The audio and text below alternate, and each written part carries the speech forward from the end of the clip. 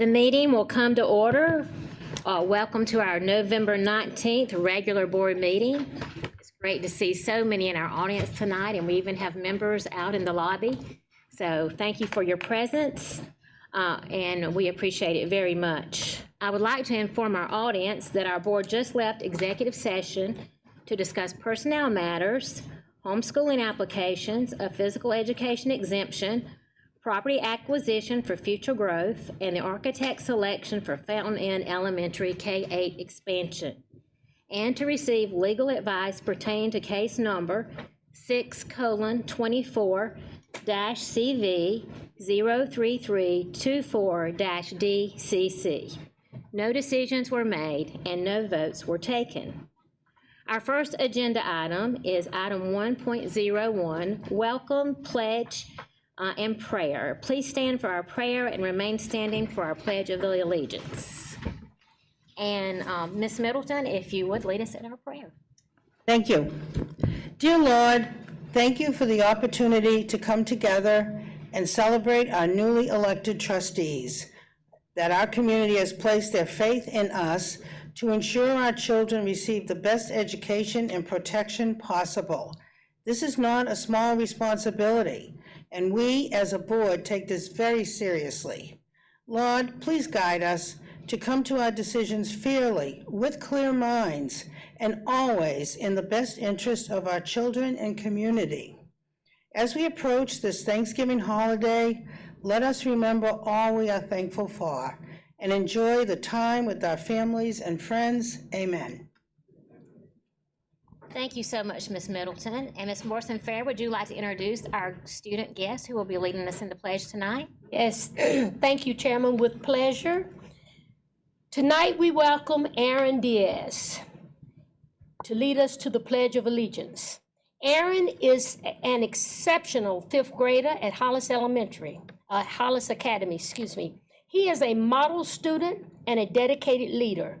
He serves on the Safety Patrol, co-anchors the HNN News Show, is a member of the school chorus, and helps as a library assistant. This spring, Aaron will be a featured guest on the Greenville County Educator Exchange podcast, where he will share how his incredible teachers have shaped his journey. For his future career, Aaron aspires to become a pilot. For the present time, Aaron's enthusiasm and dedication make his teacher and principal proud to have him represent Hollis Academy. Aaron is accompanied tonight by his parents, Kathleen Diaz and Cesar Martinez, his teacher, Kristen Rutledge, and his amazing Principal Sophia. Aaron, please lead us in the pledge. I pledge allegiance to the flag of the United States of America and to the republic for which it stands, one nation, under God, indivisible, with liberty and justice for all. Thank you, and you may be seated. And thank you again, Aaron, for leading us in the pledge tonight, and thank you for being a difference maker at Hollis Academy. Our next matter of business is item 2.01, the oath of office, and we have 6 board members who will take the oath tonight, 1 new member, and 5 returning members. We are very honored and excited to have the oath of office administered this evening by the Honorable Letitia Verdon. Dr. Royster, would you like to make a few comments before we begin? Thank you, Dr. Stiles. Simply want to take this opportunity to express my appreciation to Justice Verdon. I believe it is perhaps the first time, maybe in South Carolina, that a state Supreme Court justice has sworn in school board members, and certainly a first in Greenville County. So we're very pleased that she agreed to do that. But I would also be remiss if I didn't recognize the contributions that Justice Verdon's family has made to public education in South Carolina. She is the daughter of 2 outstanding educators, one of whom I had the privilege of succeeding as principal at Seneca High School, her dad, and her mom, who worked as a teacher with me at Seneca High School. She has a sister who's in school leadership, her brother-in-law. Not sure how she got off track and got into the legal profession, but we are most proud, and I am, to have Justice Verdon with us tonight and what she has accomplished in her distinguished career and now being appointed to the state Supreme Court. And I know without question that Harry and Angela Hamilton are particularly proud of you and would be very proud that you're here tonight doing this. So thank you, Justice Verdon. Thank you, Dr. Royster. I'd like to tell you a little bit about Justice Verdon. Justice Verdon graduated from Furman University in 1992 with a Bachelor of Science degree in biology and received her Juris Doctor from the University of South Carolina in 1997. After graduation from law school, she became an assistant solicitor for several years in the private practice, and she returned to office of the 13th Circuit Solicitor in 2005, where she prosecuted cases in the area of child abuse and neglect and domestic violence. Justice Verdon was elected to Family Court as a resident judge in the 13th Judicial Circuit in 2008. In 2011, the South Carolina legislature elected her to the Circuit Court. In 2023, the South Carolina legislature elected her to the Court of Appeals. Recently, in June 2024, she was elected as an Associate Justice of the South Carolina Supreme Court. She is married to Chuck Verdon, and they have 2 twin sons who both graduated from Travelers Rest High School. Board members, please come forward to take the oath when Justice Verdon calls your name. Thank you again, Justice Verdon, and we are honored by your presence tonight. I'm honored to be here.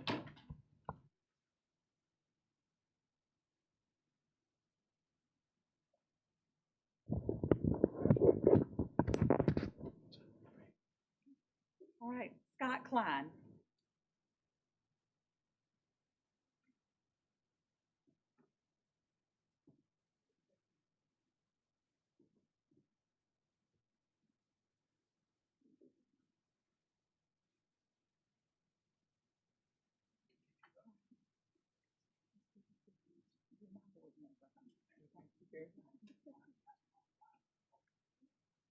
Raise your right hand, please.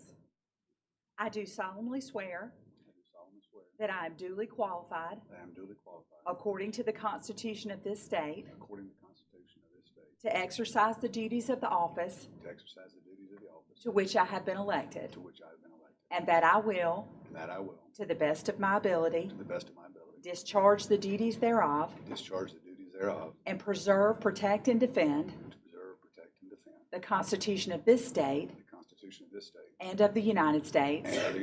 So help me God. So help me God. Congratulations.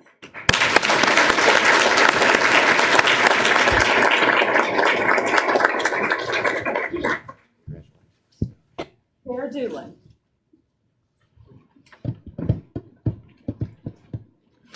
Where are those babies? Oh, I don't see them.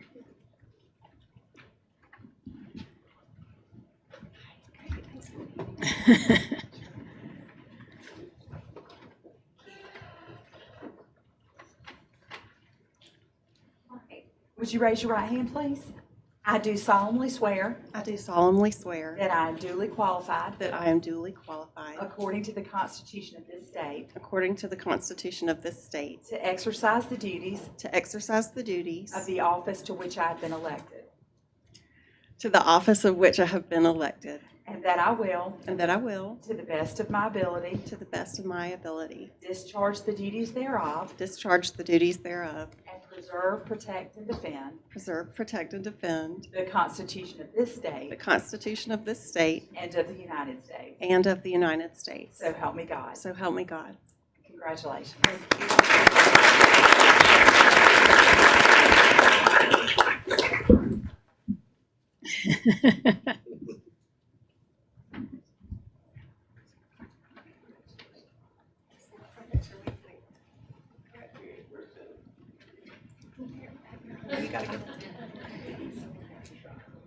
Here we go. Perfect. Thank you. Michelle Goodwin Caldwell. Perfect.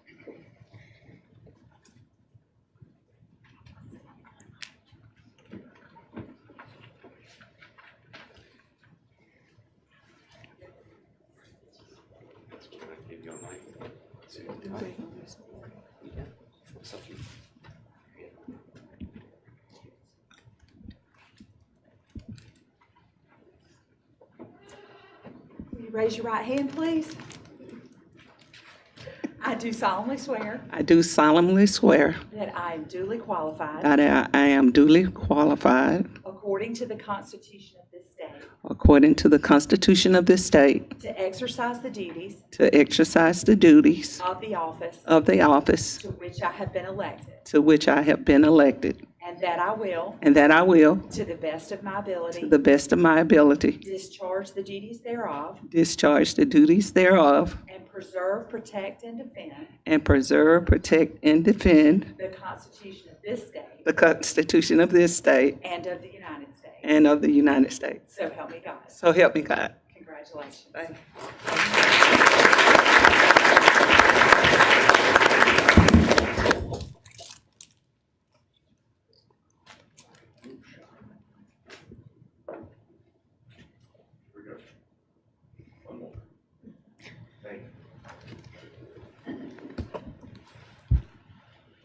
Linda Morrison Bear.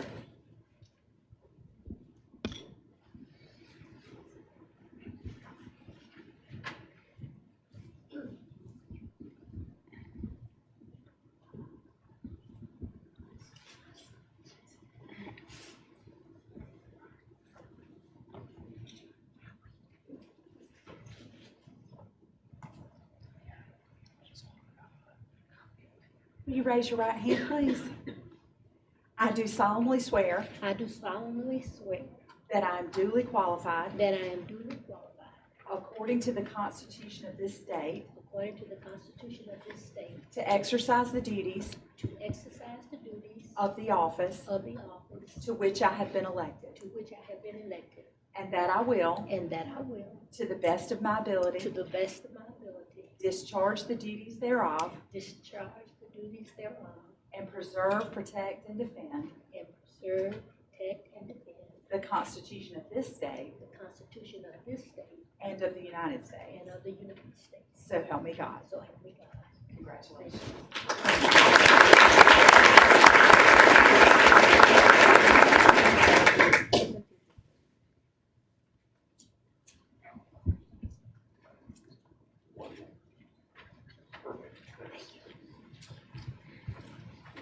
Angie Mosley.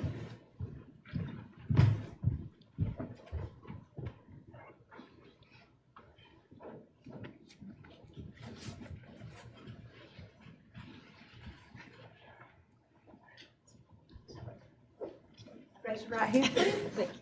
I do solemnly swear I do solemnly swear that I am duly qualified, that I am duly qualified, according to the Constitution of this state, according to the Constitution of this state, to exercise the duties to exercise the duties of the office of the office to which I have been elected, to which I have been elected, and that I will, and that I will, to the best of my ability, to the best of my ability, discharge the duties thereof, discharge the duties thereof, and preserve, protect, and defend and preserve, protect, and defend the Constitution of this state the Constitution of this state and of the United States. and of the United States. So help me God. So help me God. Congratulations.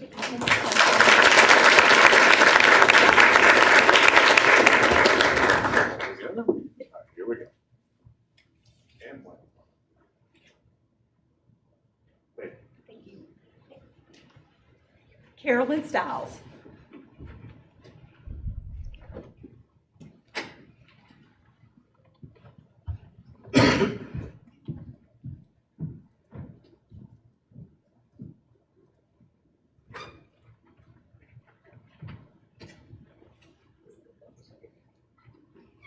I do solemnly swear I do solemnly swear that I am duly qualified, that I am duly qualified, according to the Constitution of this state, according to the Constitution of this state, to exercise the duties to exercise the duties of the office of the office to which I have been elected, to which I have been elected, and that I will, and that I will, to the best of my to the ability, best of my ability, discharge the duties thereof, discharge the duties thereof, and preserve, protect, and defend preserve, protect, and defend the Constitution of this state the Constitution of this state and of the United and States. of the United States. So help me God. So help me God. Congratulations.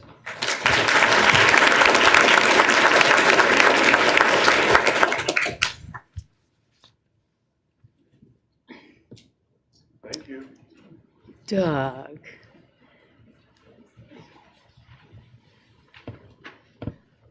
Good seeing you. Thank you for being here. I'm so proud. You bet.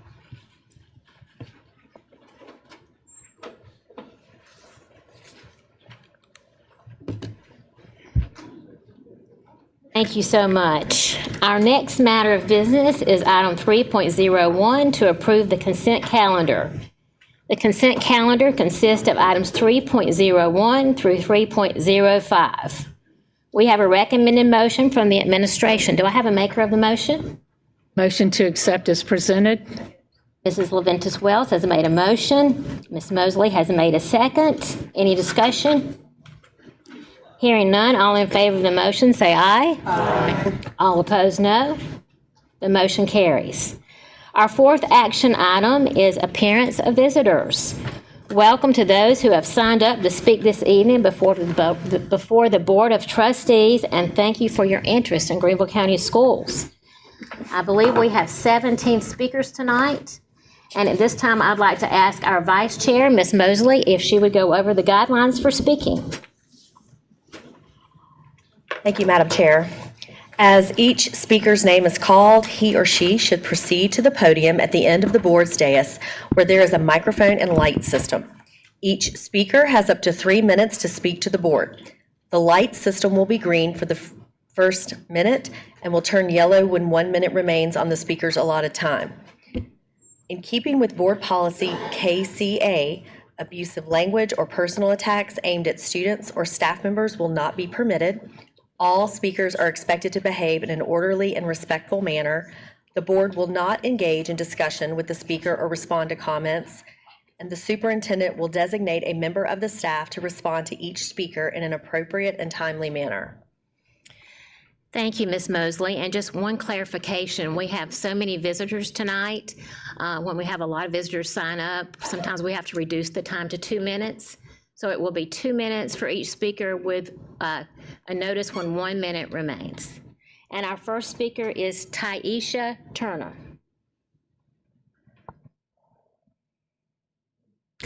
Good evening. I am a mother of 3 daughters, each having attended Greenville County schools. Each of them are 7 years apart. The thing that they have in common is bullying. Over the past 13 years, I've contacted the school district or the school system no less than 30 times, seeking to address, resolve, and absolve issues including, but not limited to, sexual harassment, physical assault, terroristic threats, racism, and bullying, verbal, social, physical, and cyber. On March 17th of 2023, my youngest daughter hung herself as a result of months of targeted bullying. What I am here to behoove the school board to see is that mental health is just as, if not more, important than physical health, and that our children spend most of their time in the school system, more time than they do at home, more time than they spend with their families, more time than they spend involved in their neighborhoods. So what we need is for guidance counselors to guide more than education. They need to be cognizant of what's going on mentally with our children. 53% of students ages 13 to 17 report being bullied. 62% of people ages 10 to 24 have attempted suicide. Mental health is a real issue. Bullying affects that very real issue. I don't want another parent, I don't want another student to experience the excruciating pain and devastation that has been incurred on our family as a result of a lack of motion anytime that I have advocated on behalf of any of my girls. Thank you. Thank you, Ms. Turner. Our next speaker is Peter Gorski.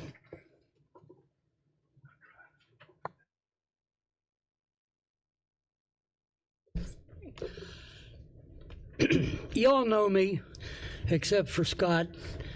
and I've addressed you here once before. But here I am again going to speak against your potential passing of a tax reduction. You all got my email, and if you read it, you know my position on this. I see no advantage to approving this tax reduction for 30 years. You just requested a tax increase in the 2025 budget, and now you're looking to reduce the base that you collected on. What comes next? An increase in the current tax increase request or make up next year?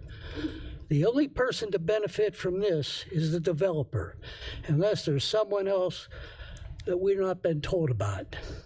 You passed it previously, and I suggest you reconsider it this time. The voters will not like you passing this, and I can assure you that this will have ramifications. Thank you. Thank you. Our next speaker is Irene Turin-Helliger. Ready. I attended the school board meeting last week for the first time, and I was amazed at how glibly the school board voted for the Lawrence Road development scheme.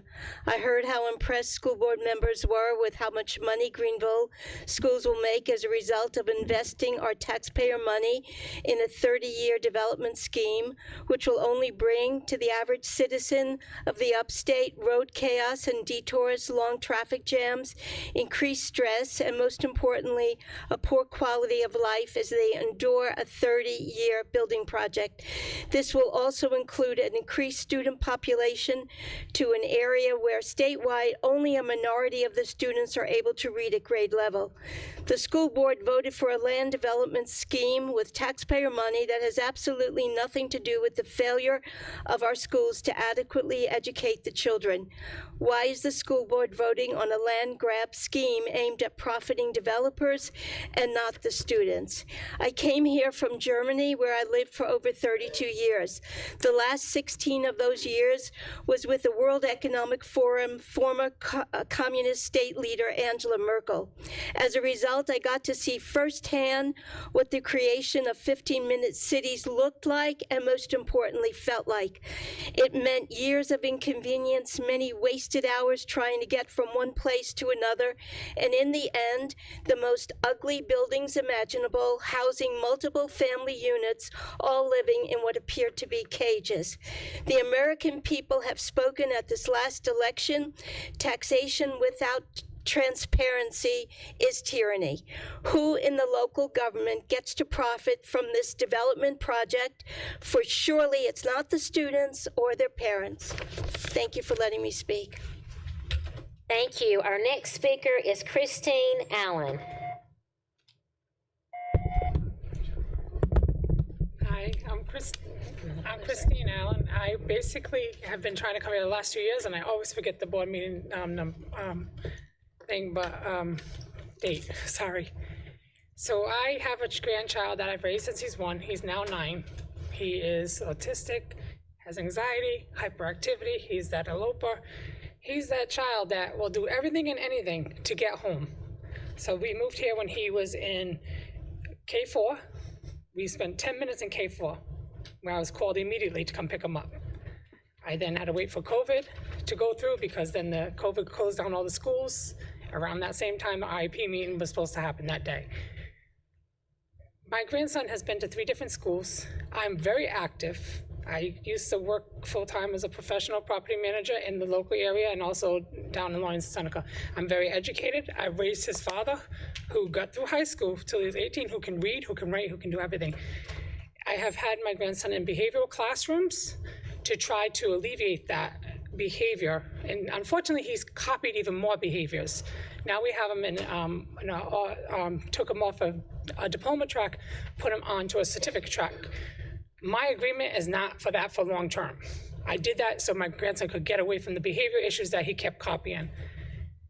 Admin, I've gotten, the communication between admin and special education is outrageous, and I'm not even saying it nicely, because I've had so much kickback from admin You can't suspend a kid that does not understand that, yes, I understand, this is elementary school. We're not talking about high school where they punch in the face, where they put a hand on you. Suspend them for a week. Because basically when you do it, call me to come pick them up on Tuesday afternoon, that's 1 day. You're telling me it's 3 days, but when I correct you, you're telling me, oh no, it's until Monday he can come back. That is a full week to him. And if you think that that is anything productive, sorry. But either way, I'm asking you guys to,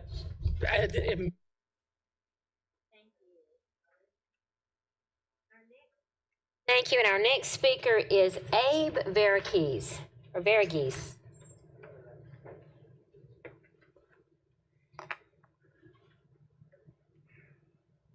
All right, thank you. Can you all hear me okay? Am I good? Good.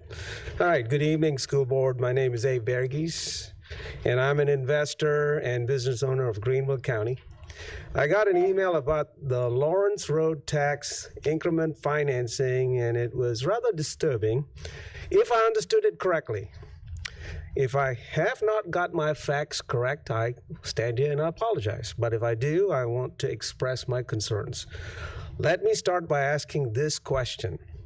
Why is the school board willing to give this business/developer this massive financial incentive and have the public pay for more than half of the costs? I don't understand that. It doesn't feel right, and it did not appeal to my sense of fair play. You're going to take the public money of $285 million from the county to subsidize this project, but what do the children and the teachers get in return? I think we all like to know that. How do you plan to make up the difference? If redirecting this money leads to somehow increasing taxes on the public, then I feel that this should be a no vote. It's unacceptable, especially in our current economy. Generally speaking, we all should fight super hard to keep the lid on any kind of taxes which tries to creep in anyways. But I'm curious again, how does this project benefit the children? Please let us know. And who stands to benefit from this deal the most? If it's not the children and the teachers, then I would recommend the vote be no. My business colleagues and I oppose this financial incentive offered through the use of public funds, and we feel that it should be voted down. Thank you. Appreciate your time. Thank you. Our next speaker is David Harner. Hi, David Harner. Appreciate your time. I live at 34 Timrod Way. Both my kids go to Mann. I'm in commercial real estate, no affiliation with Verde, but I do read the newspapers. I think there is a lot of miscommunication about the TIF. I'm in favor of the TIF. I've been in real estate for 30 years. I've worked on a couple of TIFs before. It's not a handout. It's an opportunity. And I think a lot of people know that, and I think a lot of people don't know that. And the reason it's an opportunity is because these developments that happen, you can go out there and, I'm sure Walmart would love to go out there tomorrow and just mow down one of those buildings and build again. I'm not sure that's what Greenville wants. I'm sure Big Lots would love to go out there and repopulate those buildings, but I'm not sure that's what Greenville wants. Big developments like the West End, which was done on a TIF, require huge investments. And what you're doing is, if the 80 acres is making $1 million a year today in taxes, if you do this development, it's going to make $30 million a year in taxes. And so what you're doing is you're just leveraging that difference. And the developer, who I'm not affiliated with, is fronting this money, so there's no exposure to the taxpayer on that. And they're just getting bonds to repay what would otherwise be unaffordable. You can build a Walmart, you can, afford a couple of $1 million in road improvements. You cannot build 70, 80, 90 acres with density, which quite honestly, let's be honest, Greenville is growing. It's growing very quickly. So you've got a developer here that's thoughtful about the growth plan. It's working with the city about the right growth plan, but oh my gosh, it takes huge dollars to do streets and street lights and everything that corridor deserves. I drive up and down that corridor all the time, and you're like, oh, what a blight. So I think it's a good thing. Again, it's not a handout. It's tax dollars that would otherwise not be created that are being used to fund infrastructure only, not building. Thank you very much.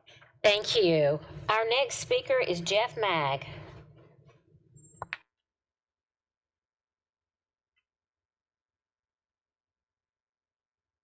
Thank you. Good evening. It's been extremely confusing as to why this board would vote for this TIF being put out over the past week for various reasons. One of them, the county is turning over all growth revenue for the next 30 years to the city of Greenville with no guarantees of anything they will do with the land. What do they call infrastructure? Who knows? Whatever they decide to call infrastructure, because there's a lot of definitions of that, and there's nothing defined in this plan. Then they can build whatever they want. Affordable housing, that's been talked about. There's affordable housing in this plan. So that's not going to make this school board a dime. A park, green space, whatever they want to do. This is nothing more than a handout for one of the largest developers in Greenville, as well as the city. But it's a terrible deal for the school board and taxpayers. If I was the Hollingworth developer, I'd ask for 285. I'd probably ask for more than that. If we're willing to donate that to them, I'd ask for more than that. And why the school board is willing to do that is beyond me. We could get revenues in time, but there's no guarantee of that. Is it going to come in 10 years, 15 years, 20 years, or never? What if they put up all affordable housing units? It's not defined in the plan. The majority on this board have consistently raised taxes over the past 3 years, and this is going to do nothing but create more tax increase potential, because now you've taken away the growth potential, the growth taxes, and now you're going to have to make up for it again. And I guarantee you, come March and April, it's going to be another rubber stamp for taxes. A tax increase is coming to everybody for not only next year, the year after that, and this does nothing but propagate all of that. So I am emphatically saying vote no for this and give the taxpayers what they deserve. Thanks. Thank you. Our next speaker is Kelly Wood.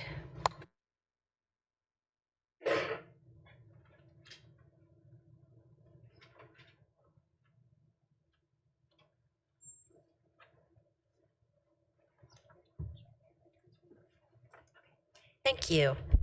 I have 3 children. They've all gone through Greenville County Schools, so we've been here a long time. It was stated at the November 12th Committee of the Whole that this TIF being considered was an opportunity for the school board to enhance downtown development. The school board has been told that this is a no-brainer and guaranteed revenue, that you will get to keep 50% of the revenues. But why shouldn't the schools get the whole cut that you're supposed to get? Can you as a board provide to me or anyone else in the public a written guarantee of the conditions of the TIF? Because there are no conditions spelled out and there are no limitations included in the published resolution. How many of you really believe it is more important to enhance development than to keep the tax revenue desperately needed for our teachers and our kids in our schools? The school board finally has a seat at the table in tax subsidy discussions. That means you have the ability to not only negotiate the terms of a tax subsidy, but more importantly, you have the ability to make sure the school tax revenues go to the schools. You can vote no in this current form, and instead, as a board, request an amendment to create a carve-out for your portion of the TIF. This carve-out would allow the schools to receive 100% of the property tax revenue from residential development within the TIF district, therefore protecting your funding and eliminating any justification for raising taxes in the near future. Please consider adding this amendment or vote no in its current form. Thank you. Thank you. Our next speaker is Christopher Barnes.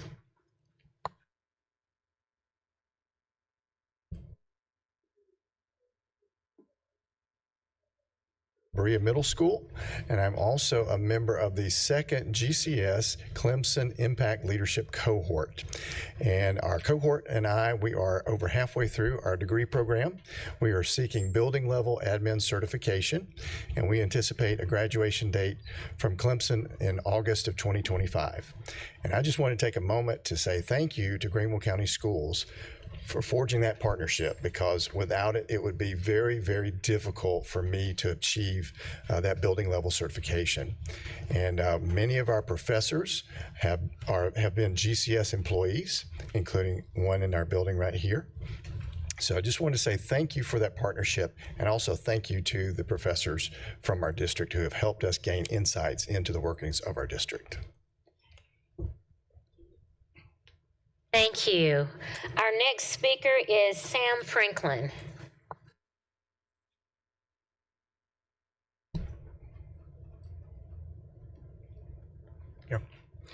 The proposed TIF by the city makes way for responsible development by an entity that cares and financially supports good for Greenville. One of the truly unique and special aspects of the redevelopment corridor for Lawrence Road is the fact that Hollingsworth Funds, a charitable organization benefiting Greenville, owns the majority of the land. Therefore, all profits retained from the development of its land are invested directly back into its charitable beneficiaries to further the vision and mission. The YMCA is one of the beneficiaries, and what it allows us to do is support over 70,000 people a year through our mission across the community of Greenville County. The redevelopment of Lawrence Road is anticipated to deliver a vibrant mixed-use district with a more urban form in support of Greenville 2040, a comprehensive plan that was created and adopted to manage growth in positive ways. The vision for the Lawrence Road area will bring new businesses, more open space, affordable housing, and embrace expanded mobility. This just seems like a win-win for helping Greenville grow in a responsible way while also adding valuable new tax revenue to help the school district serve its students. I hope you will agree to support the effort by saying yes to the proposed TIF. Thank you. Thank you. Our next speaker is Lisa Bracewell.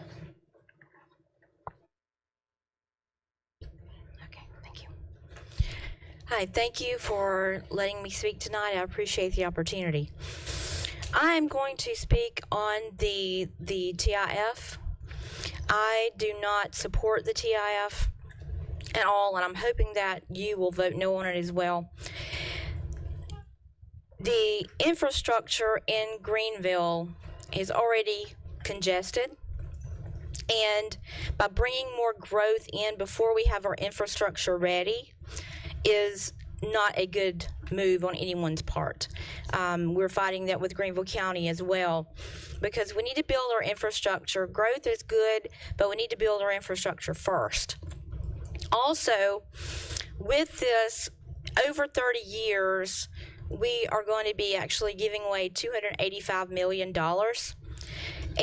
I know that the district states that, we don't have enough money now to pay our teachers, and so if we're giving away that much money, we're throwing away money, we're losing money instead of gaining money. So the money's not going to be going to our teachers and students where it belongs. We need to make sure that the money stays in the district to take care of our children. And the school district, as long as it has been in existence, has never been involved with city and council development or development of any kind. I think the school district should stay within its realm of teaching our children and making sure that they're safe and not worrying about development, because that is not what we are here for. We're here for our students. Again, this will create no transparency in our budget with the Greenville County Schools, and there will be no accountability. Thank you. Thank you. Our next speaker is Scotty Hughes. My name is Scotty Hughes, and I'm a graduate of Greenville County Schools and a community member committed to the success of public education. I'm also the child of an educator. My mother, Susan Lynch, spent her career in this very building as the architect for our district's magnet school program, shaping opportunities for countless students. I'm not a parent of a child with a disability, but I have seen firsthand how special education impacts families like my own, and I recognize its profound importance in ensuring equitable access to education for every child. Last week, I attended the Committee of the Whole meeting and listened carefully to the 3-hour presentation led by Tracy Hogan. I appreciate the effort that went into outlining goals and challenges, and one key concept stood out to me: shared ownership. Shared ownership speaks to the importance of collaboration, of everyone at the table working together to support students with disabilities. Yet, as it stands, this framework, while admirable, seems incomplete. It focuses on district personnel and school staff without fully including one vital group: parents. The parents advocating for a special education advisory council are asking for something simple yet powerful: to be part of this shared ownership. They are not proposing a radical approach, but advocating for a vetted, collaborative solution that exists in other districts and states. This is not a matter of opposition, but partnership. These parents are not here to criticize, but to contribute. Advisory councils provide a structured space where parents, district personnel, and school staff come together to address systemic concerns and identify meaningful improvements for special education.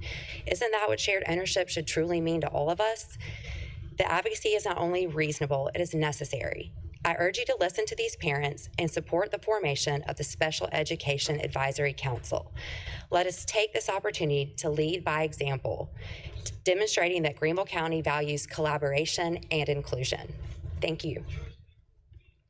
Thank you. Our next speakers are Lindsay Zika and Crystal Chappelle.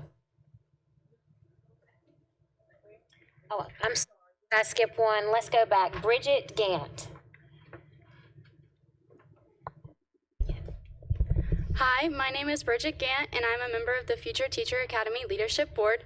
I'm a student at Malden High School, and I'm a part of the Expressway to Tigertown program, and I want to be an elementary school teacher in my future.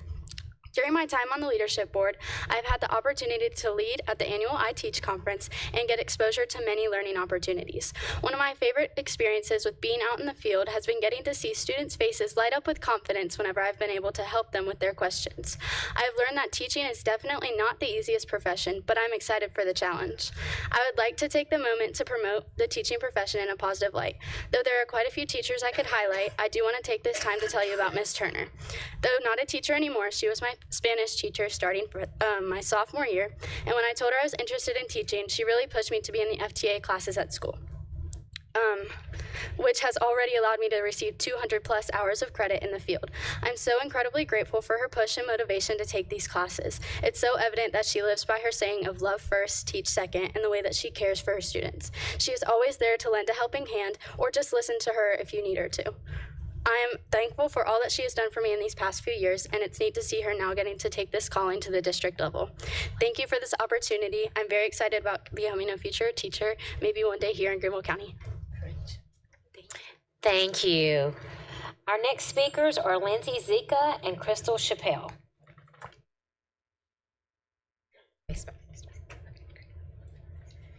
Good evening. I am Crystal Chappell. And I'm Lindsay Zika, and we are the co-chairs of the Greenville County Teacher Forum this year. Teacher Forum is made up of current and former Teachers of the Year, and our mission is to promote the improvement of education for the students of Greenville County schools by supporting and empowering educators in the 3 professional areas: advocacy, leadership, and service. Will all Teacher Forum members in attendance tonight please wave?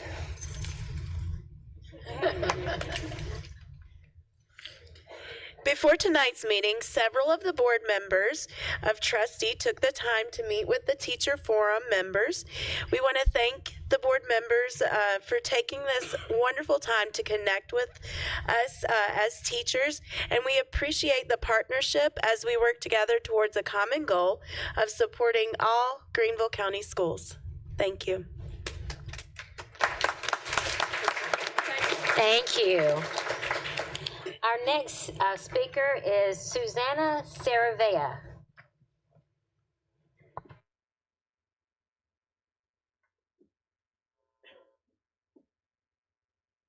Sorry. Your timer's right here. Hold on just a second. Hi, my name is Susana Saravia. Thank you for having me. When I pay my taxes for the school, it's meant for school, not for developers.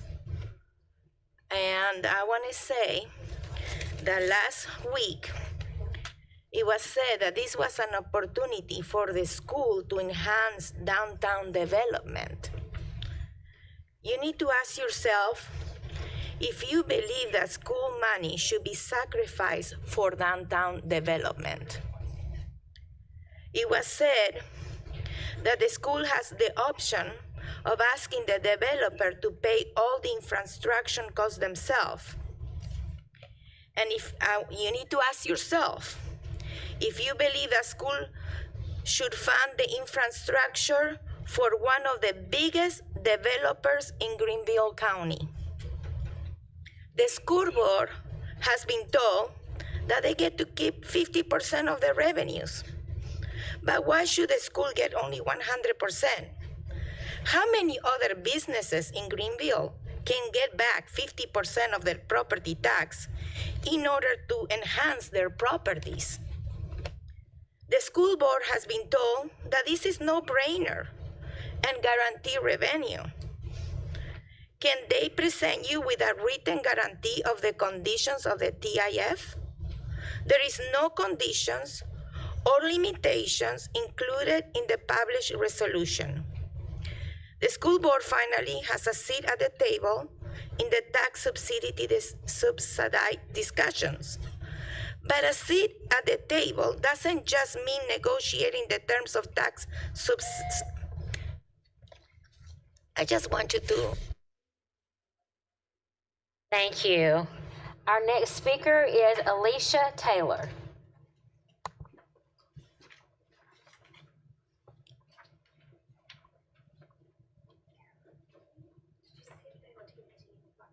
Excuse me?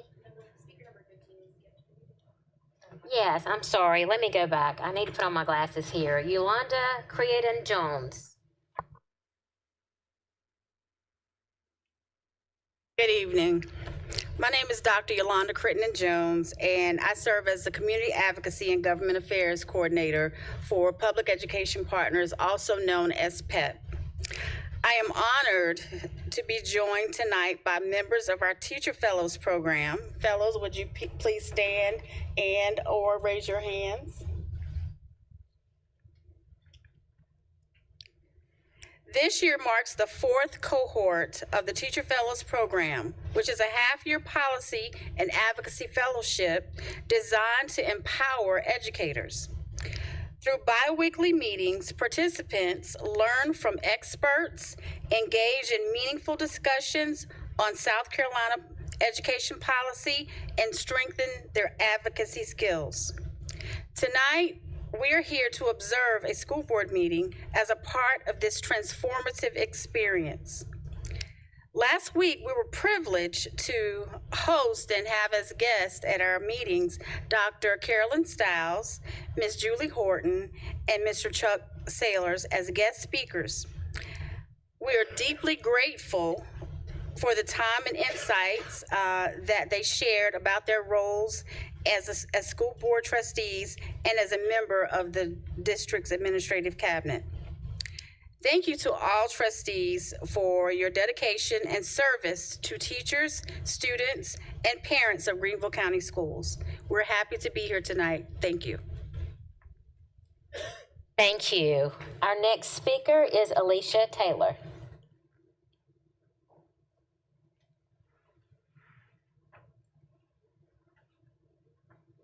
Hi, my name is Alicia Taylor, and I am talking and speaking in support of forming a special education advocacy council of parents in Greenville County Schools. My son is an autistic first grader in Greenville County Schools, and we see the value of coming together in the spirit of collaboration. We need parents' voices and inputs now so more than ever, and we do not want to delay anymore on allowing us and having this input within Greenville County Schools. And I think this starts with collaborating first and foremost with our special education services and staff. It was very eye-opening last week's committee of the whole meeting to see that we have our staffing at not even 1%. I think the numbers were we had maybe 11 behavioral coaches for 12,588 special education students, less than 1%. We have 20 people in the special education department that are working and supporting with ABA strategies for 12,588 special education students. We have even less when you look at BCBAs or those preparing to be BCBAs. I believe that number was 10 out of, again, the 12,588. We have such a great quality of our staff, but it's kind of like peanut butter spread way too thin. We need that help. I know that first off, we need that funding. That's an issue, but we need something right now. And we want to work. You're our cornerstone for our staff, special education services, and we want you as a big part of our council in collaborating for better outcomes. Madam Chair. Thank you. Our last speaker is Dalen Wozniak. Hi, my name is Day Wozniak, and I am a member of the Future Teacher Academy Leadership Board. I'm a senior at Eastside High School, and I want to be a 4th grade teacher. During my time on the leadership board, I have had the opportunity to connect with future teachers from different schools and collaborate to create projects that inspire the love for learning. One of my favorite experiences has been volunteering at the I Teach conference in September. We were able to lead sessions on many different topics and facilitate speakers and questions. I have learned that teaching is a balance between loving what you do and remembering why you do it. We have learned how important the why behind teaching is, and I know in the future I will need to hold on to that. I am with the class of 5th graders this year, and I love every moment I have with them. Through my experience in a 5th and 4th grade classroom, I have learned how much kids just want an older person in their corner to listen to them, and I strive to be that person every day. I would like to take the opportunity to promote the teaching profession in a positive light by telling you about one of my teachers, Mr. Rollins. He was my AP US History teacher last year. That was the hardest class I have taken, but due to his apparent passion for the subject and care for my success, it quickly became my favorite class. His love for teaching cultivated a higher love of learning for me, and that is the lesson that will stick with me. Thank you for this opportunity. I am very excited about becoming a future educator and leader, hopefully here in Greenville County Schools. Thank you for your time. Thank you. Our 5th matter of business is 5.01, Superintendent's Report. Dr. Royster. Thank you, Dr. Stiles. It's my pleasure tonight to cede the Superintendent's Report time to Chelsea Troutman, the Greenville County Schools Teacher of the Year. It has been a tradition for a number of years that in honor of American Education Week, we hear from Greenville County Schools Teacher of the Year, and she has done an outstanding job in representing her profession, both locally in the district, statewide, and regionally. So we appreciate looking forward to hearing from her. Dr. Stiles, I believe you want to introduce her. Yes, I'd like to tell you a little bit about Chelsea. Chelsea Troutman, the 2024-25 Greenville County Schools Teacher of the Year, has a passion for education that shines through in her dedication to students. Inspired by her own experiences and the influential figures in her life, Chelsea creates an engaging and supportive learning environment for her students at every opportunity. Today, as a 3rd grade teacher at Brushy Creek Elementary School, she channels this inspiration to ensure her students feel respected and cared for. Her teaching philosophy centers on building strong relationships with her students, understanding their unique stories, and celebrating their strengths. Chelsea believes that every student can succeed and works diligently to help them connect with their abilities and support their needs. As an elementary school teacher, it is my mission to set students up with a solid foundation through character development, community building, and cultivating of love of learning she shares. These 3 pillars of my teaching philosophy help students to feel safe, grow as members of society, and preserve their natural curiosity. Chelsea's ultimate goal as a teacher is to instill a sense of curiosity and a love of learning in her students, ensuring they become lifelong learners who are prepared for the challenges of the future. One way she strives to do this is by providing learning opportunities and a window into future careers. I incorporate the skills, knowledge, and characteristics of the Graduation Plus initiative within my classroom through the connections between academic and workforce skills she shares. First and foremost, I place a high level importance on the soft skills employers seek that are also important interpersonal skills for children to hone. In addition to developing perseverance and communication skills, students are given many opportunities to practice time management and work effectively in a team. Her dedication to education extends beyond the classroom. She has mentored first-year teachers and student teachers, helping them build strong relationships with their students and navigate challenges as they arise. She believes in the power of collaboration and continuously learns from her peers, fostering a culture of mutual support and growth. Chelsea, welcome tonight.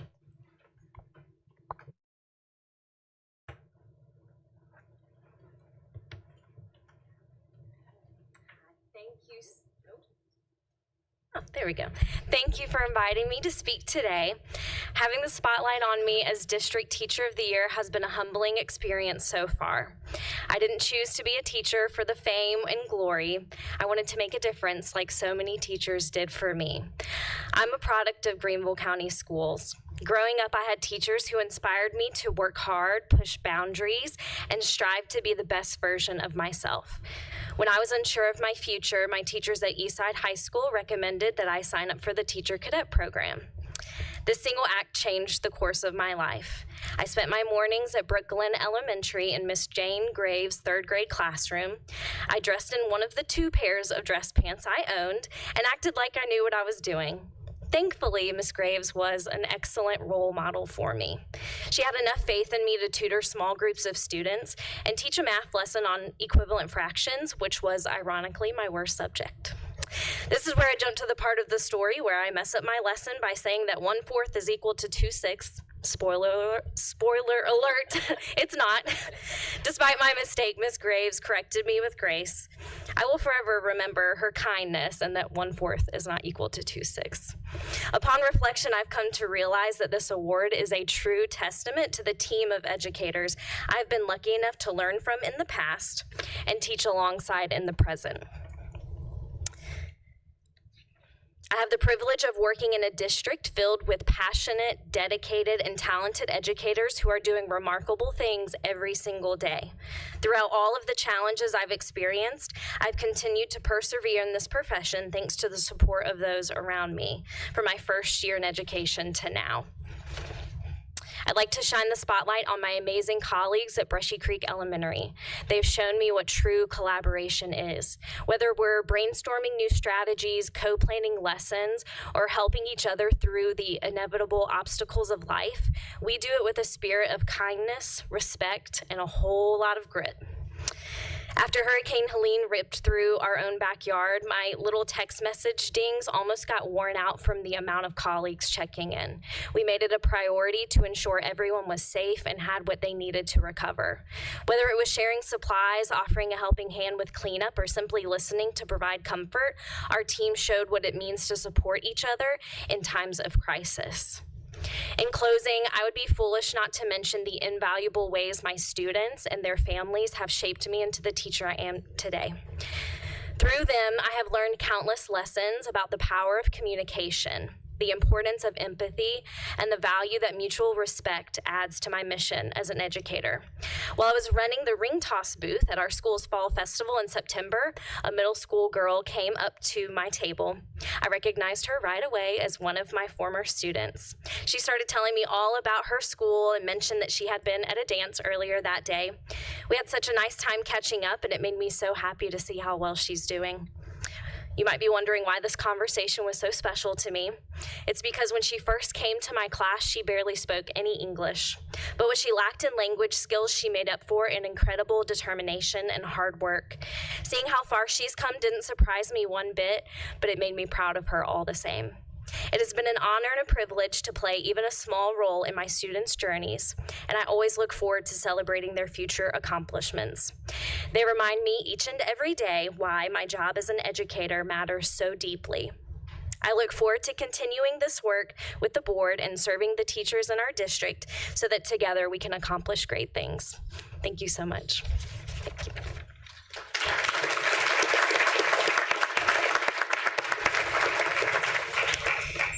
Thank you, Chelsea, and thank you for serving as such an exemplary model of the teaching profession.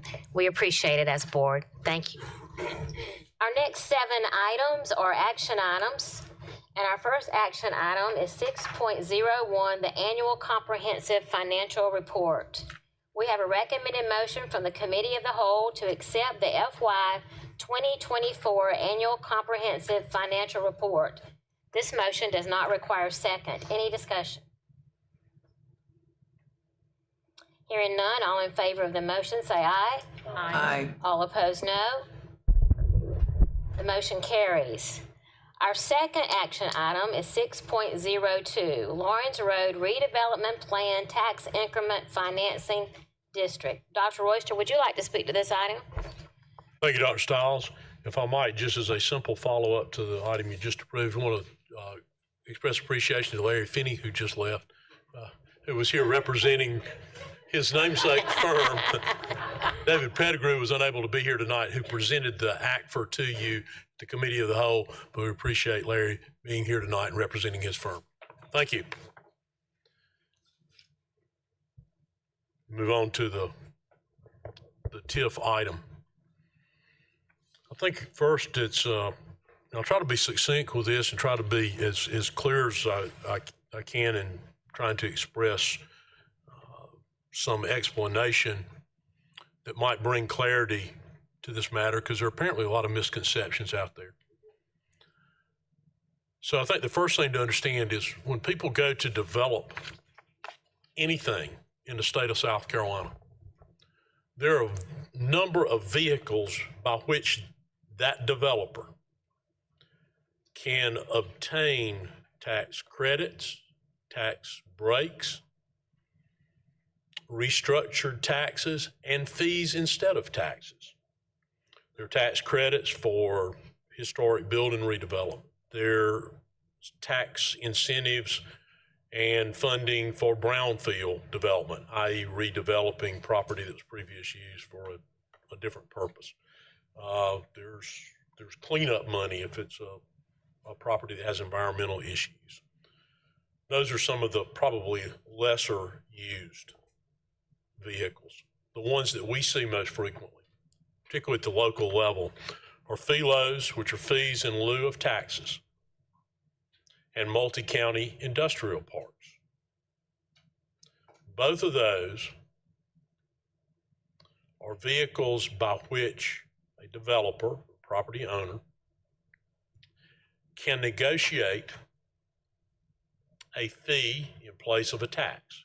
So they pay an amount in fees in lieu of paying the taxes that are specified that that particular piece of property would have paid upon it by state law. There's also the vehicle of a multi-county industrial park. One county partners with another county. That county does not have to be contiguous to the county with which it's partnered. It only has to receive a fraction of the revenue from the development of that property. And in that property, again, a reduced amount is paid in taxes. Both of those require the approval of county councils. School districts have no say in it. School boards have no say in it. Whatever the county may determine that fee to be, the school district would receive a share of it in either circumstance, in either setup. in a tax increment financing district, a TIF, they're established by local governments.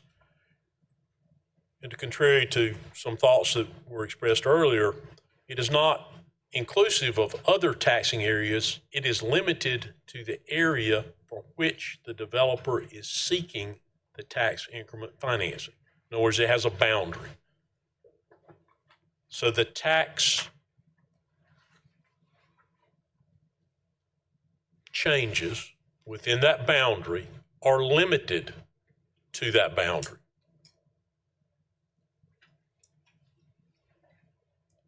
The municipality, the city that initiates a TIF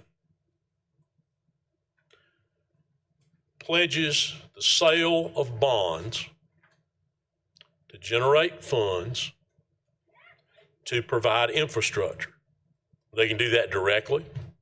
The more recent ones that we've had that affected the school district in the city of Greenville and one in the city of Fountain Inn had the municipality directly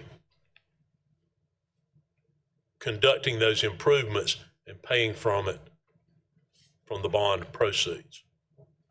And the bond proceeds, the repayment of that comes from the increased taxes in that confined district. Not all the rest of the taxpayers, not the taxpayers even in the city that are outside the boundaries of that TIF. So the incentive behind using that as a mechanism is that it will speed development in an area by providing the infrastructure necessary to conduct that development. One difference in this TIF that is before the board tonight is in this case, the developer, I assume in a desire to move even more quickly, is investing their own funding in the initial infrastructure that will be purchased back, those improvements, by the city through the issuance of this bond. The bond will be repaid by the increased tax value of the property inside the TIF. The property inside that TIF has a current tax value. We continue to receive, as do every other taxing authority that receives a cut of a tax bill, continue to receive all the taxes we currently receive. As the property builds out, it's developed, and the tax revenue inside that boundary increases. Half of that will go to pay the bonds the city issued to support the infrastructure. And the infrastructure is clearly defined in the development documents issued by the city, and it includes those things that one would normally consider infrastructure. It also includes things like green spaces, public recreation facilities,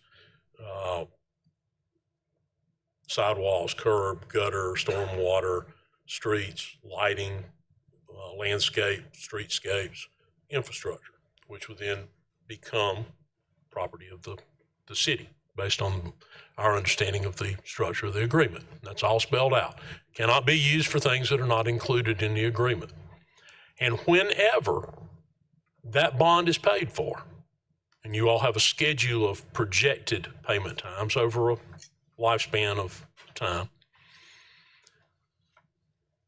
that split ends and 100% of the tax revenues are then split among the taxing entities that receive a cut of every tax that's levied within the county or the city of Greenville.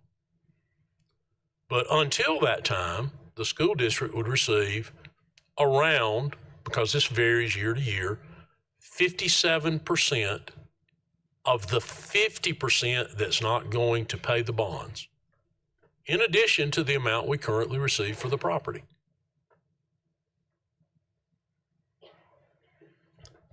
So the increment referenced in this tax increment financing framework is simply that amount above the 50%. So the School district would continue to keep the revenue it has now and its normal share of 50% of the improvement. The development plan as outlined would increase by a small number, small considering our overall population, depending on which number you looked at, and we looked at one with less density and one with more density. So there are two numbers in the presentation we shared at the Committee of the Whole. It would generate some additional students. The largest number would be slightly over 300. The revenue projected in the table of revenue, which shows not only the share going to the school district and the other taxing entities, but the amount that's required to pay off that bond. So they got to be confident they're generating enough of that revenue to pay off that bond. Would more than account for the local share of the increased cost of educating 300 more students. The advantage to doing it is it speeds that development. Somebody made the point the other day, that property, the significant portion of that property has sat vacant for nearly 20 years now. So if there were incentive on its own for it to rapidly develop, that likely would have already happened. The belief is, and the recommendation we make is based on that belief, that incentivizing through the support of that infrastructure will speed increased development, increase the tax base, and reduce the burden ultimately on the rest of the county. The downside being it will provide some additional students, which is an additional cost, but the projected revenue far exceeds that additional cost. There was some statements made about school districts shouldn't be involved in this. Well, if the school board chooses not to take a position on this because of the way the statute is structured, this tax increment financing district will go into effect without action. There is a window, a statutory window, that once the ordinance is written, the ordinance was written by the city, passed unanimously by the city. The county weighed in on it. They agreed to the tax increment financing district, I believe 11-1. But when the city passed that ordinance, it started a 45-day clock. If the board does not act in the 45 days, by default, it goes into effect. So if a board were to choose not to exercise its voice, it would still go into effect. The board could choose to exclude themselves from it by a majority vote. If the board excludes itself from it, then the developer would be faced with, should they proceed with that TIF without the revenue that would have been contributed off of the school district share. So probably unlikely they would proceed with a loss of 57% of the 50% that they did all their calculations on as to the payback for the infrastructure. So that would leave them, I guess, with the option of looking at multi-county industrial park. And although the name says industrial, I think most people would be surprised at what all can be fitted under the term industrial and funded that way. Or fee in lieu, or 100% with private development funds. It would be probably most likely that if you proceed with 100% private development funds, the density of population in that area would go up because that would increase their ability to generate revenue, but that's going to increase the number of families in there and increase the cost to us. And it likely will not, it certainly would not be built out the way they envisioned it, and probably not nearly as rapidly as they project it to be. So in considering all the facets of it, that led to our recommendation that the board accept and approve participation in this TIF. And it is the only economic incentive in our state where a school board has any opportunity to have any say. All the rest of them are done to school districts without any say or seat at the table. You all know, and we shared with you that in discussions with the origins of the TIF, we took exception to some of the items that were included as infrastructure, and those items were removed. And you see specified the infrastructure that remains in there. I think that is hopefully a reasonably short, concise explanation of the matter before you. Advantages, disadvantages of each of those structures that might be pursued, and certainly be glad to answer any question relative to that, or have Mr. Webb respond to them if they have more to do with the legal structure of the agreement. Thank you, Dr. Stiles. Thank you, Dr. Royster. We have a recommended motion from the Committee of the Whole to approve the resolution as presented, permitting the creation of the Lawrence Road redevelopment plan containing the corresponding tax increment financing district. This motion does not require a second. Any discussion? Ms. Doolin? At our committee meeting, I asked what the projected value or profit would be for the development after 30 years, and I just had to read deeper into the paperwork that we were given. It's listed as 1.5 billion is what the developers think that, sorry, can you hear me? 1.5 billion is what the developers think their property will be worth once they're finished with the development. I also looked into the tax records of Hollingsworth funds, and they donate over $10 million to charities every year. YMCA spoke, and that's one of them.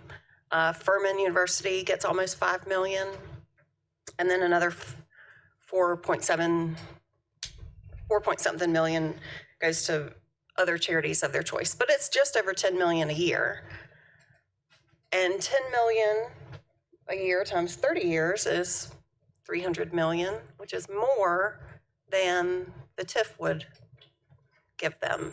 So it seems there's a choice that they could make and say, instead of saying they can't afford to build this project without public funding, it seems they could afford it if they didn't donate money to Furman, YMCA, and the other charities of their choice, which, you know, we all have hard decisions to make. I also love the idea that that speaker brought up about an amendment that if that was possible, maybe the city and county would agree to take $0 and let the school district keep our funding because we actually need it desperately. And if the city and county don't really mind, they were unanimous that maybe an amendment might work. And then we wouldn't have to give up funding for 30 years. So I was hoping I could just give everyone some ideas. Thank you for the time. Thank you, Ms. Doolin. Ms. Leventis Wells?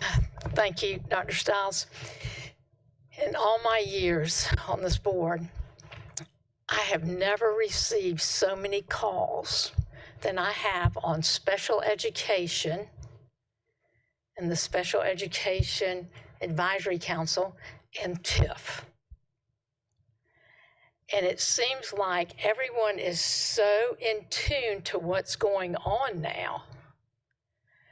And I represent District 22, and I've had realtors, I've had, you name it, they've called, the pros and the cons, but let me just tell you, the majority said, do not approve the TIF.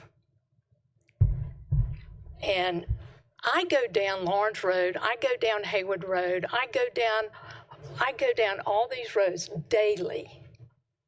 And if the city had implemented an infrastructure plan that I could understand with the traffic in that area, which has not been developed and as crazy as it is, and to add this addition and to add all this chaos and beauty,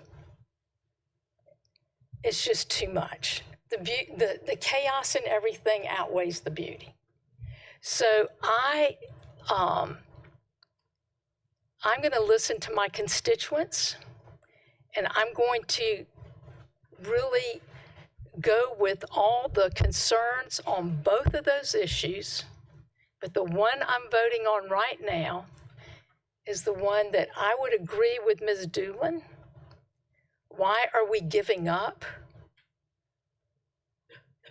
our tax money for 30 years? And so I am not in favor of this. Thank you. Thank you. Mr. Sailors?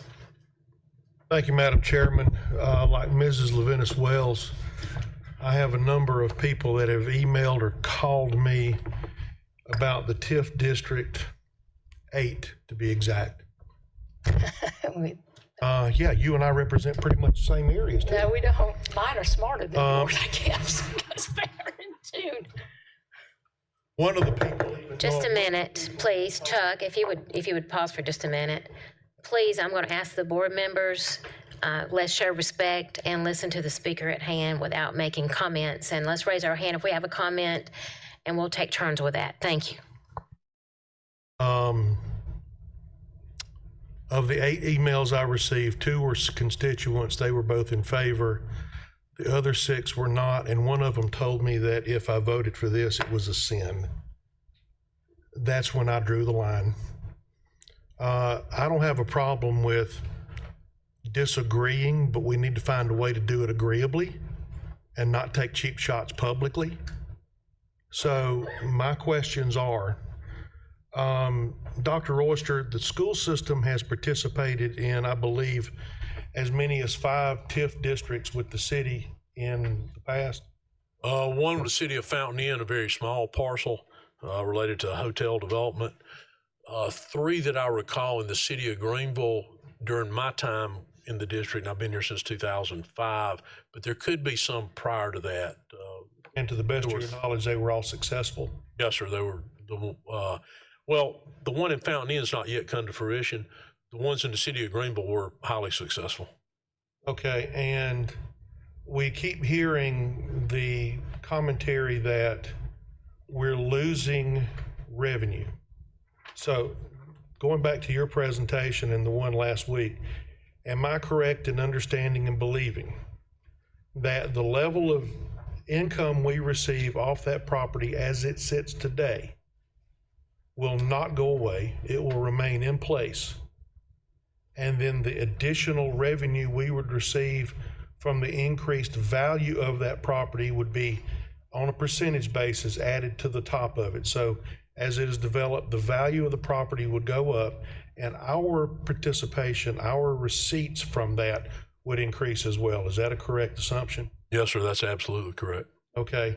So we're not giving away $285 million. No, sir. The belief is that the support for the provision of infrastructure would accelerate the development, ultimately providing greater tax revenue to the district at an earlier date than if it's developed by some other means, or if the district's excluded by use of a FELO or multi-county industrial park. And it was mentioned earlier this evening we should consider a FELO, which you mentioned that the county's the only one traditionally that's invested in that.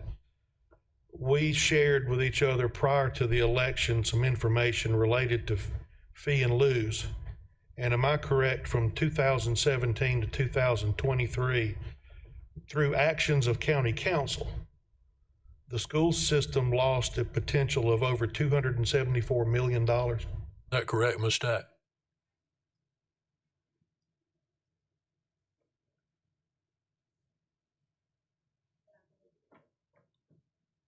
Either way it goes, it's... You'd be very close. Okay.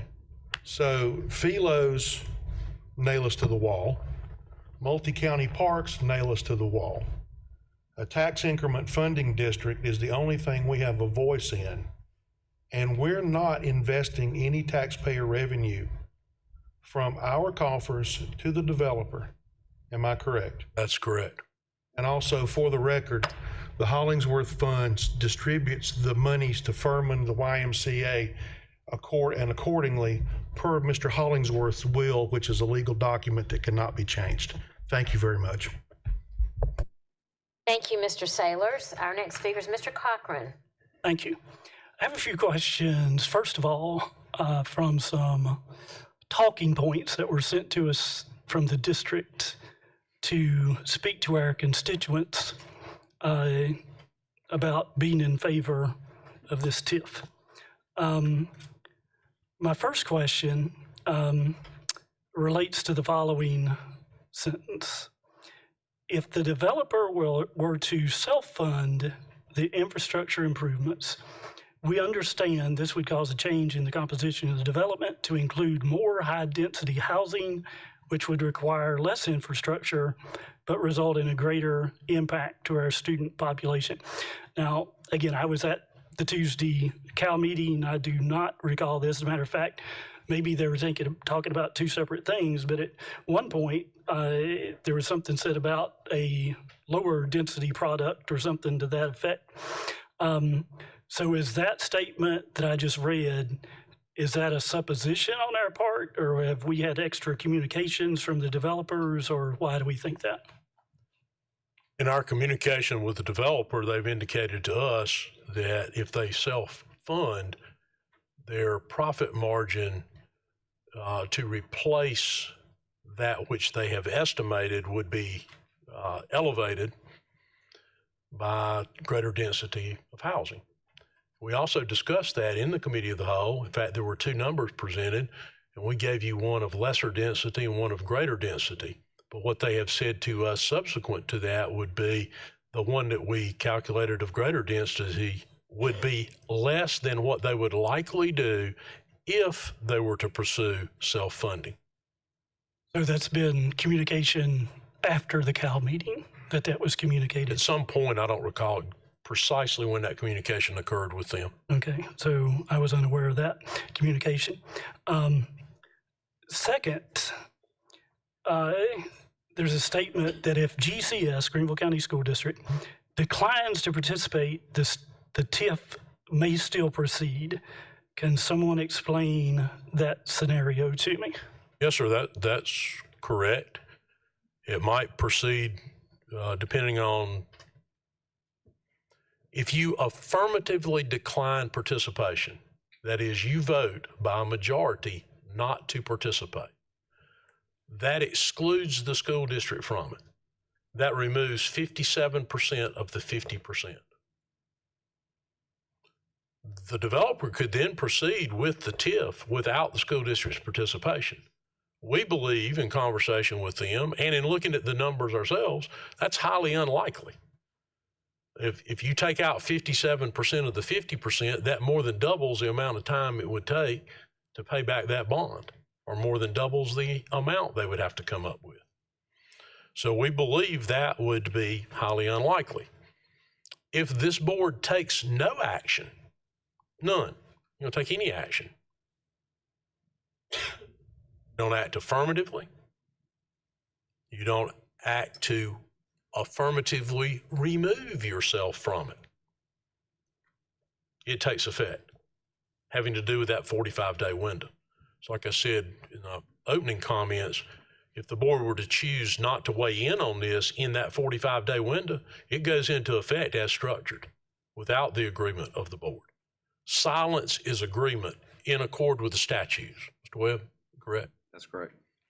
And if a vote were to not move one way or the other, 6-6, 4-4 if there were only 8 people here, that also is not an action. And it appears legally that then the TIF would proceed as structured. So it requires either an affirmative no, exclude us, anything other than that causes it to move through as structured. That's my understanding, just to make sure that everybody's on the same page and understands what any action or any of the several actions, what the resulting effect would be. Is that correct, Mr. Webb? That is correct. So just to reiterate and make sure I'm 100% correct on this, with what you said.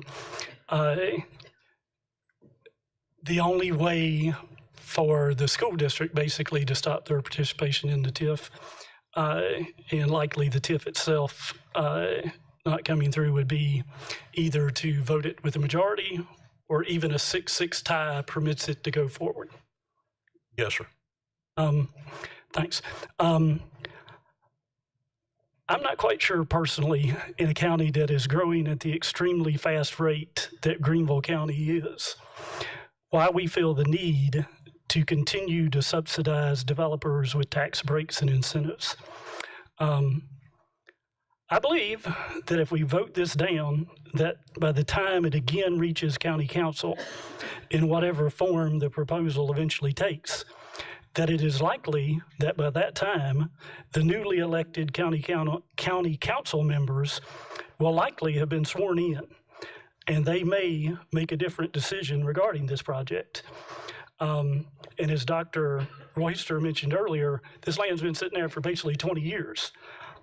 It's interesting to me that after some of those county council races, or at least it seems that way, the primaries, that all of a sudden there was a great interest in shoving this through quickly. And I believe that we should vote no and give those new county council members the opportunity of either saying that they agree with this, or that no, they don't agree with this at all and would like to shut this project down, unless, of course, it's going to be privately funded. And so instead of rushing this through prior to them taking office, I think we should give them that opportunity. Thank you. Thank you, Mr. Cochran. Ms. Mosley. Thank you, Dr. Stiles. I just want a point of clarification, Dr. Royster. It has been suggested that there's no details in this particular plan, and it's also been suggested that if we voted to approve this, they could change, meaning the developer could change their plan down the way. And I'm just wanting to confirm, my understanding is that they are married, for lack of a better word, to what they say isn't going to be in this plan. Because they're getting bonds issued for a certain development plan. So I would think that they can't change the plan. Otherwise, that would jeopardize perhaps the value of the bond. I'm just trying to make sure. I was trying to think of the best way to answer it, because they could change what they're doing in there as to what retail might go in there, or a green space might be this big versus this big. What they could not do, and I'll let Mr. Webb weigh in on this as an actual lawyer, instead of me just practicing without that benefit of actual legal training, but just reading it, and I think your understanding is probably the same as mine. They're bound to what is described as infrastructure. And you may recall we insisted they remove certain things from that. And I read off some of those things like streetscape, lighting, curb, gutter, roads, stormwater drainage. So I believe the lawyerly answer would be they can't use that bond to be paid back for anything other than that which is specified in the redevelopment plan. That is correct. If you look at page 10 of the plan itself, in Table B, that outlines all of the public infrastructure projects, and that money must be utilized in furtherance of those projects. Okay. And when the investment is repaid, it has to end, even if that is lesser time than what the bond calls for. Right. If that makes sense. If the revenue were to pay it back in 23 years instead of 30, then it ends. And the split goes to 100%, our share, 57% of 100%. Is that common that TIFs end sooner than what they're, I believe, allotted for? 2 of the 3 city TIFs ended prior to the termination date. If they are successful, such as the downtown ones that the school district participated years ago, then it's very possible. Okay. And so one more point of clarification, what Mr. Cochran was asking, if we chose not to take any action, vote yes or no on this, it goes into effect, do we still get that share that's currently outlined in Yes. in the deal? Because the city in their ordinance set that forth, then the county already approved that, and the three bodies that weigh in on it, the originating municipality, the county, and the school district, or anybody else that has taxing authority, but which not necessarily the recipients of taxes and people having taxing authority are not necessarily the same. For example, a fire district gets taxes, but they don't have taxing authority. It comes from the county. So in a TIF, the taxing authorities weigh in. And as you correctly stated, if this body doesn't weigh in, just goes into effect as it's written. Okay. And so what is the prediction on when we will, I understand as the property develops, it gains value, therefore it gains tax value. At what point might we start seeing that revenue, that increased revenue on top of what we already get? I would think not before 3 years, and maybe more likely, you've got a chart in there. It initiates actually in 28, so that's year 4. By year 5. So in 26, you see zero, table C that's in your attachment. Yeah, I'm looking at it. You may say up at the top, so it would, fiscal year 26, 27, 28, okay, 29, and then 30, I guess, is actually the first year that it's anticipated to generate revenue. And in 30, it shows the base, which is what we currently receive. Then in the next year, it shows 1.365530. So an increase in what would be year, was that 6? Again, if they move more quickly, and once it starts to build out, if it builds out more quickly, I can't speak for how they did their calculations, but as we would do anything like that, we would err on the conservative side that it's going to generate more sooner rather than less later, because you got to be very certain about the bond revenue and the payback for that bond revenue. Okay, thank you very much. Mm-hmm. Thank you, Ms. Mosley. Ms. Middleton?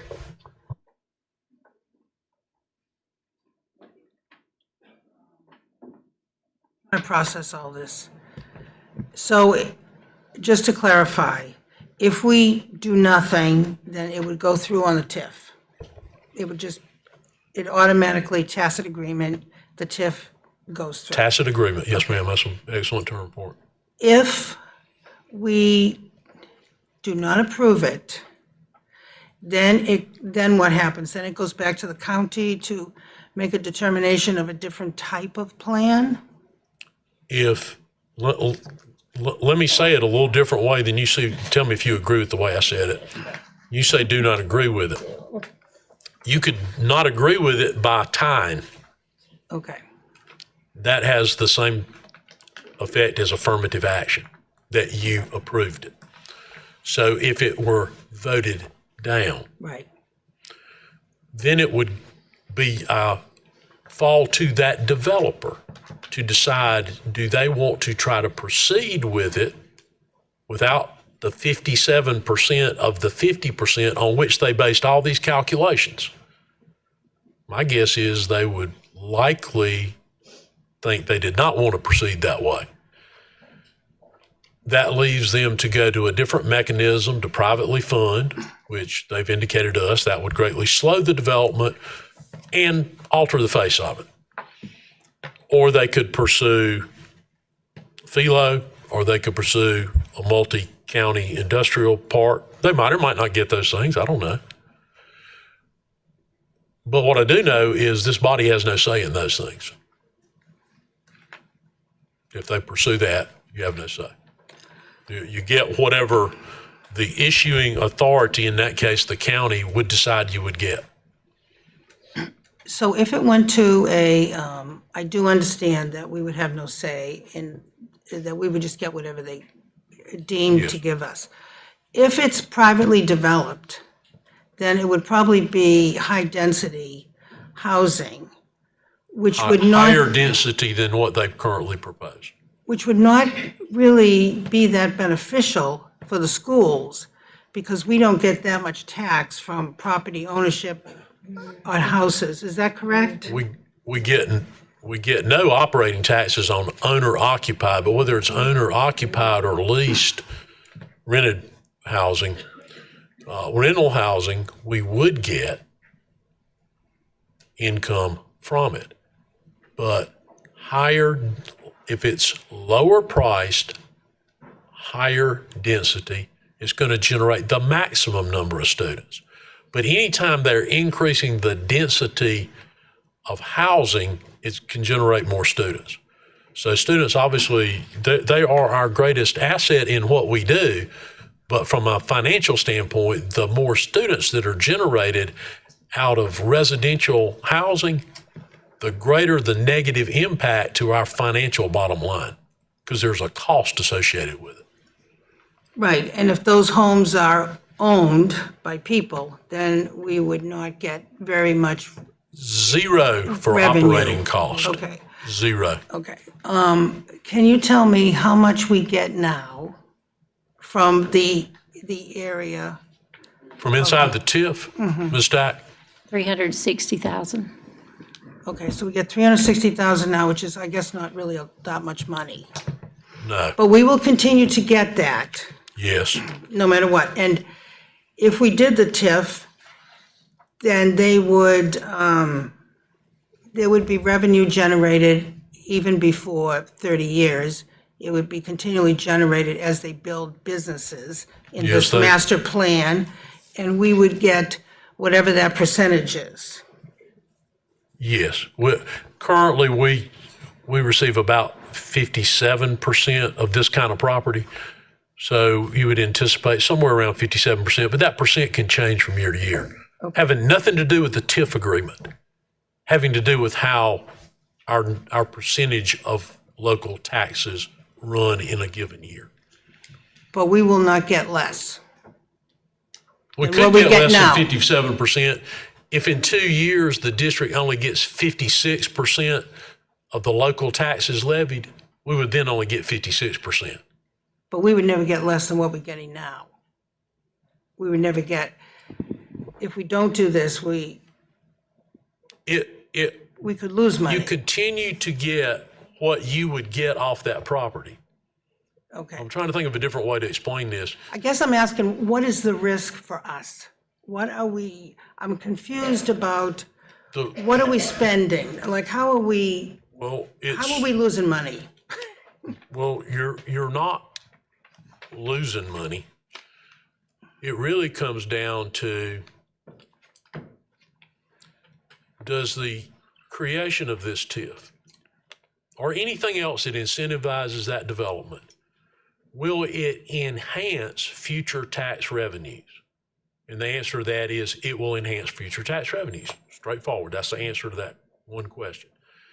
If part of it's incentivized, the infrastructure, then it's reasonable to believe that speeds that development. If you speed that development, we get increased revenue sooner. Perhaps a greater amount, but certainly an amount sooner. The revenue's going to go up, period. However that property's developed, our revenue will go up. This ensures a prorated share of 50% of that increase for the life of how long it takes to pay off this bond. The belief, and it's a reasonable belief, if the infrastructure is built out quickly, it will accelerate the development, it will gain more value more quickly, and you will get increased tax revenue sooner. And quite possibly a greater amount, not only over time, but annually. Is it possible to negotiate a higher percentage in the TIF for us? Is it possible? Mhm. This is the highest percentage that has ever been presented to us in a TIF, I believe. Isn't that right, Ms. Stack? Sir. So I believe the likelihood of negotiating a higher percentage than a cut of 50% is most unlikely, because they created all their model on accelerating their development based on that amount of revenue. It's, as I understand TIFs in other places, not just ours, it is a very, I don't know that generous is the right word, but it is, I think, a larger than usual or customary share. So this is not unusual to happen in different places around the state, that school districts No, I don't know get how many involved. there are, but there are others throughout the state. And again, there have been, I think Mr. Solar said 5 here. I know there were 3 in the city of Greenville and 1 in Fountain Inn, but there could have been some that predate my time here. Thank you. Thank you. Thank you, Ms. Middleton. Mr. Cochran? Thank you. Mr. Webb, that list of projects on page 10, I think that you had mentioned, are the developers required to do everything on that list? Is that a list that they have to basically check off that they've done each of those things? No, that is their menu, for lack of a better term, of what they're able to put that money towards. Because they can pick and choose out of that list, basically. Within that list, correct. Do they also have a lot of leeway in how they proceed with the projects that they actually do choose off the list? I think there is some flexibility within the plan. I think there's still zoning and other limitations, but there is some flexibility within the plan. Thank you. Thanks, Dr. Nice. Thank you, Mr. Cochran. Are there any other questions? Okay. Hearing none, all in favor of the motion? Do a roll call vote, please. Yes, Gail, could you please do the roll call vote for us? Ms. Brett? No. Mr. Klein? Yes. Mr. Cochran? No. Ms. Doolin? No. Goodwin Caldwell? Yes. Ms. Levinas Wells? No. Ms. Middleton? Yes. Ms. Morrison Fair? Yes. Ms. Mosley? Yes. Dr. Presley? Yes. Mr. Sailors? Yes. Dr. Stiles? Yes. 8-4 carries.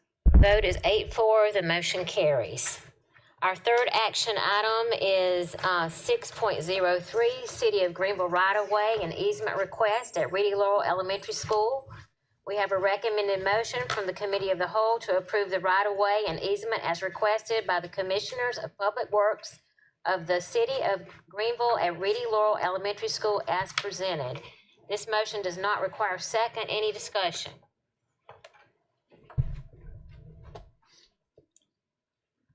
No discussion. All in favor of the motion, say aye. Aye. All opposed, no. The motion carries.